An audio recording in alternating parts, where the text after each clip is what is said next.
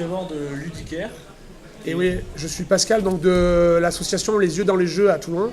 Et en fait, on va faire une vidéo aujourd'hui pour vous parler du championnat de France de Mythic Battle.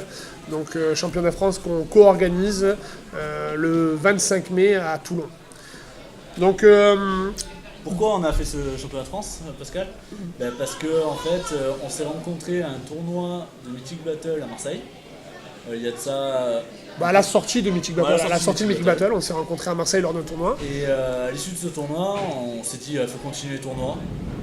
Nous, on est gros joueurs en plus, on est tombés amoureux du jeu complètement. Et donc du coup, Pascal a organisé un premier tournoi à Toulon de 12 équipes. Ouais, ça, on a organisé un premier de 12 équipes, ça a eu un pas trop mauvais succès pour la petite communauté du Sud de France, donc ça fait 24 personnes. Et après un deuxième tournoi, on était 13 équipes. Puis après, c'était vous, en décembre. Dernier, on a fait un tournoi à Ludicaire, donc à Marignane, 19 équipes. 19 équipes, donc ça a fait, on s'est dit, mais à ce moment-là, on s'est dit, mais pourquoi s'arrêter là? Pourquoi pas essayer de proposer à Monolith d'organiser le championnat de France? Le championnat de France, et pourquoi nous est venue aussi cette idée? C'est parce que l'association de Toulon, Les Yeux dans les Jeux,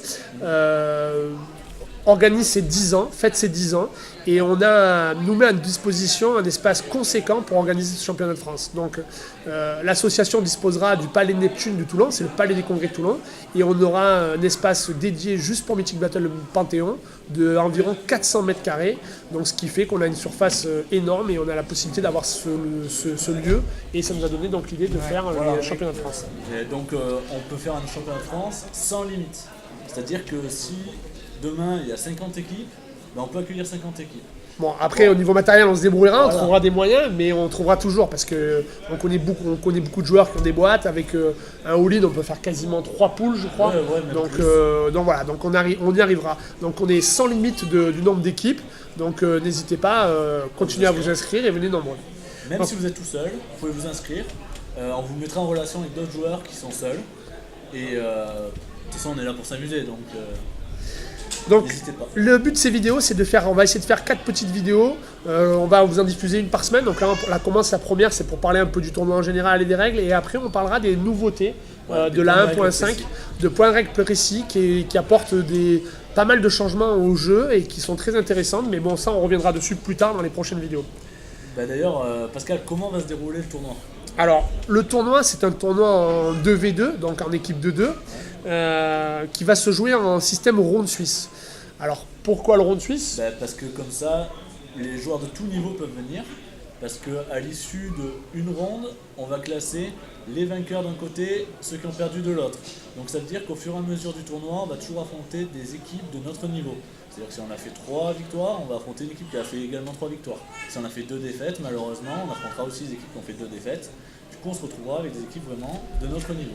Et donc ça permet de jouer, que tout le monde joue le même nombre de parties en fait. C'est pas vous allez venir à Toulon et au bout de 2 parties c'est fini. Donc on fera minimum 5 rondes, et en fait c'est bien timé, suivant le nombre d'équipes, on montera à 6, voire 7 rondes, s'il faut passer à 7 rondes. Donc 7 rondes c'est à partir par exemple de 32 équipes, nous on espère avoir au moins 32 équipes, et on monter jusqu'à 7 rondes. Et à l'issue de ces 7 rondes, on aura donc un classement avec donc un premier, un deuxième, un dernier.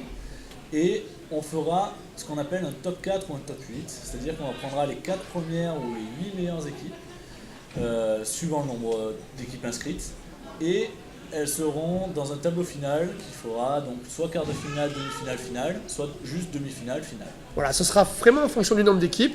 Après, le tournoi il va se dérouler donc sur le samedi et les tops le lendemain. Donc le samedi ce sera les rondes et les tops le lendemain. Mais si par exemple on n'est pas assez d'équipes, on pourrait éventuellement envisager avec tous les joueurs sur place de faire tout dans la foulée. Donc ça on verra. Mais du moment qu'on passe à un top 8 et à 5 rondes ou 6 rondes, on fera sûrement le top le lendemain matin.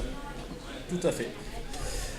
Alors, ensuite, pour le règlement du jeu, donc au fur et à mesure des tournois qu'on a fait, on a créé un règlement de tournoi. Donc le temps de jeu, c'est 1h30, draft compris.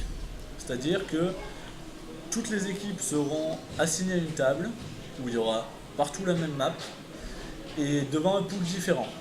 Chaque table aura 1h30 pour faire le draft, puis jouer la partie. Alors la partie se joue en 1h30, on lancera un chronomètre. Et ce qui va se passer, c'est que à 15 minutes avant la fin, l'organisation, par un moyen encore qu'on n'a pas encore défini, va annoncer qu'il ne reste que 15 minutes. Bon, à l'issue de ces 15 minutes, on va annoncer fin du temps. Et à ce moment du fin du temps, on finit le tour en cours en fait. Donc tous les joueurs, à la fin du temps additionnel, auront joué tous le même nombre de tours. Et donc on déterminera après qui est le vainqueur en fonction des points dont on va vous parler de suite. Donc, les points de partie, comment ça marche? Chaque équipe va comptabiliser le nombre d'omphalos qu'ils ont absorbés. Chaque omphalos apportera 2 points. Ensuite, chaque équipe va totaliser le nombre de points de vie des dieux adverses qu'ils ont fait perdre aux dieux adverses. Et ce total, on va le diviser par 2. Donc on va donner un exemple quand même, je pense que c'est bien. Si par exemple on a absorbé 2 omphalos, ça fait 4 points de partie, on parle bien. Et si on a mis 5 dégâts au dieu adverse, on divise par 2, ça fait 2,5, ça nous fait 6,5 de points de partie. L'équipe adverse va faire la même chose. Et si on finit en time limit, c'est celui qui aura le plus de points de partie qui remportera la ronde. Alors on peut gagner classiquement en tuant Dieu ou en absorbant 4 omphalos, ça met fin de suite à la partie et la partie est gagnée. Mais on comptera quand même les points de partie, parce qu'après ces points de partie nous permettent aussi de faire un goal average.